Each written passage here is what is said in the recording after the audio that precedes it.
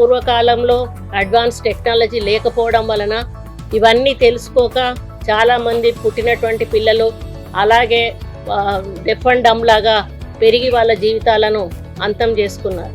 కానీ ఇప్పుడు ఉన్నటువంటి టెక్నికల్స్ ఏదైతే అడ్వాన్స్ టెక్నాలజీ ఉందో సార్ చెప్పినట్టుగా అప్పుడే పుట్టిన బిడ్డ కూడా తన చెవులు పనిచేస్తున్నాయా లేవా అని పరీక్షించేటువంటి సాధనాలు రావడం వలన రాను రాను మనం ఈ యొక్క వినికిడి శక్తి లేని సంఖ్యను తగ్గించేటువంటి అవకాశం ఉంది అని మరి వారు చెప్పడం జరిగింది.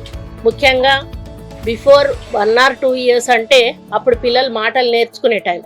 ఆ టైంలో మనము వినికిడి శక్తిని కానీ వారికి ఇవ్వగలిగితే మనం మాట్లాడేటప్పుడు మనతో పాటు వాళ్ళు మాటలు నేర్చుకుంటారు కాబట్టి వాళ్ళకి రిహాబిలిటేషన్ అనేది స్పీచ్ థెరపీ అట్లాంటివి అనేది అవసరం ఉండదు.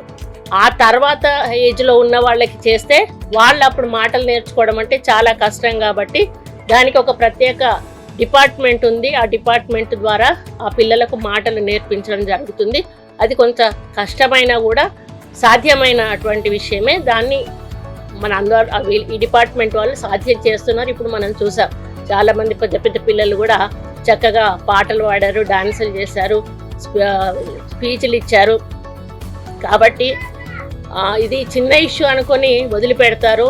కానీ అది వదిలిపెట్టకుండా చిన్నప్పటి నుంచే మనం జాగ్రత్తగా పరిశీలించి వాటికి ట్రీట్మెంట్ కానీ తీసుకున్నట్టయితే మన పిల్లల భవిష్యత్తు చాలా చాలా బాగుంటుంది అనేది మనం అందరం కూడా ప్రతి ఒక్కరికి తెలియజేయాల్సిన అవసరం ఉన్నది.